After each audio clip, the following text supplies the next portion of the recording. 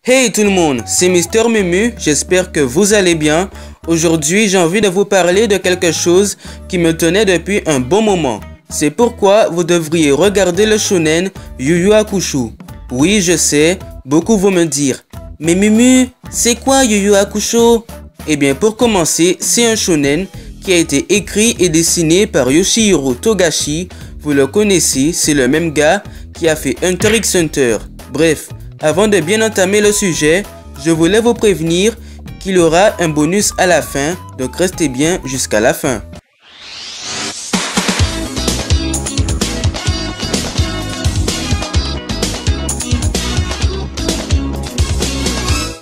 Donc, le titre anglais de cette œuvre est Yu Yu Hakusho Ghost Files et en français Yu Yu Hakusho le gardien des âmes, qui apparaît d'abord au Japon en 1990 et en 1997 en France. Le genre de cette série est plutôt fantastique avec de l'action et de l'aventure. Bon, vous allez peut-être me demander pourquoi je fais une vidéo sur une vieille série des années 90. Bon, laissez-moi vous dire que tout a commencé quand j'ai joué à J-Stars Victory Versus sur PS3 et j'ai joué un moment avec Yusuke et Iei, des personnages du manga. Et j'ai trouvé leur technique vraiment intéressante. Puis j'ai voulu savoir de quel animé ils étaient, mais vu que le titre était en japonais, j'ai décidé de chercher sur le net et j'ai enfin trouvé. C'était Yu Yu Hakusho. Puis j'ai décidé de regarder cette série sur mon phone et je peux vous dire qu'elle m'a poussé jusqu'au bout. J'ai vraiment aimé la fin avec le petit baiser et tout. Bref, j'ai essayé d'inciter ma soeur à regarder ce manga, mais elle n'a pas voulu. Donc je me suis dit, pourquoi pas vous l'annoncer? Et donc, me voilà. Bref, passons au résumé de cette histoire. Yusuke Urameshi est un ado de 14 ans qui est un bagarreur et délinquant. Et il passe le temps de ses journées à sécher les cours. Mais un jour, il a tenté de sauver un garçon qui jouait au ballon sur la route. Et il meurt à sa place. Les instances célestes n'avaient pas prédit qu'il mourrait. Donc, il lui donne le moyen de ressusciter. Et c'est là que notre héros se lancera dans l'aventure. Oui, il se retrouve chargé d'être détective pour le monde des ténèbres qui consiste à chasser les démons dans le monde des humains où ils font le mal. Et puis voilà, le voyage, il enquête, il obtiendra également des pouvoirs. Continuons avec la présentation des personnages. D'abord, le héros Yusuke Urameshi qui est un ado voyou et aime se bagarrer. Il sèche les cours tout au long de la journée et joue au bad boy dans la rue. Il se croit intelligent, mais qui en réalité fonce tête baissée. Et il est franc et direct et n'hésite pas à provoquer ses adversaires. Des fois, il fait le foufou, mais quand c'est un truc sérieux, il est sérieux. Bien plus tard dans le manga, on apprend qu'il contient les gènes d'un démon nommé Raizen. Mais bref, au final, c'est un personnage attachant pour sa loyauté et son honneur. Kazuma Kuwabara, qui est sans doute le personnage le plus idiot du groupe. Il a également 14 ans et est un voyou comme son pote Yusuke. Contrairement à lui, il va en cours et grâce à sa sœur qui lui rappelle que les études sont importantes. Comment ils sont devenus potes?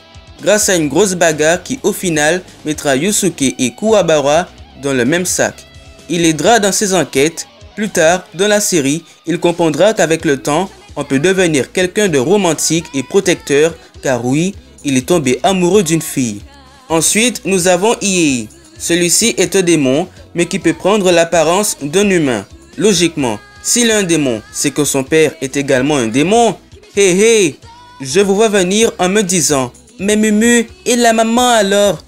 Ben sa mère vit au pays des glaces, un pays isolé de tous où uniquement les femmes y peuvent vivre.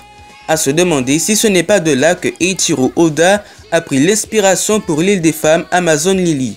Bref, sa mère a fait l'énorme faute de baiser avec un homme pour donner vie à une fille nommée Yukina. Donc logiquement, Yukina est la sœur de Iei. Iei a eu une vie difficile car il a été rejeté par les habitantes du pays des glaces. Et vous devez savoir que Iei a un troisième œil. Ce fait a été réalisé par un médecin chirurgien que Iei lui-même a voulu pour atteindre ses objectifs. Dernières infos, ce personnage est solitaire, froid, et qu'il n'y a que Kurama qui est assez proche de lui.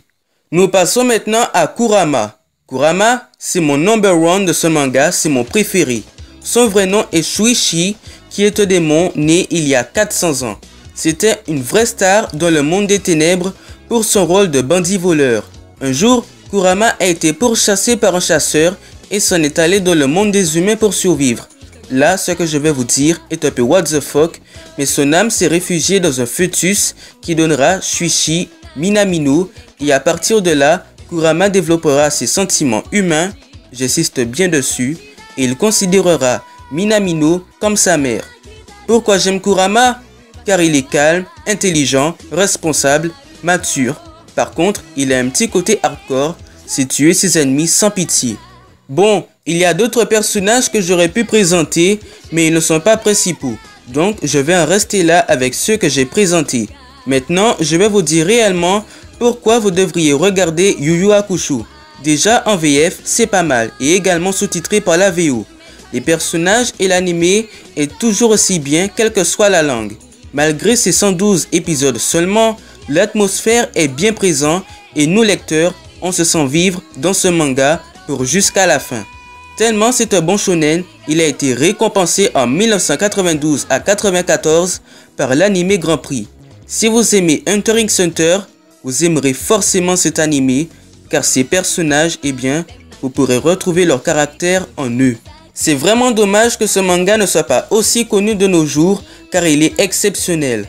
Je le classerai au niveau de Dragon Ball ou encore Saint Seiya. Et en plus, il a inspiré pas mal de mangas, comme dans Naruto, où Sasuke s'est fortement inspiré de Ieyasu pour son côté sombre et solitaire, ou encore Orochimaru auprès d'Hisoka. Ces personnages et ces histoires qui sont juste excellents. Yusuke qui rencontrera des alliés puis des démons, et la puissance des personnages qui se développent. On assistera même à leurs entraînements et les tournois. Les tournois, c'est fantastique, ces petits combats épiques et sensationnels. Même si tout ça est classique, mais il y a du lourd, du fun et de l'action.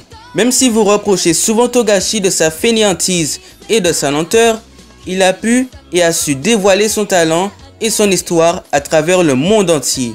Au niveau des dessins, même si ça reste simpliste, c'est toujours bien réalisé, ainsi que la narration, les concepts et les personnages qui sont attachants et charismatiques. Donc, mes chers amis, certes, je vous ai dit que c'est un classique et qui vient du siècle dernier.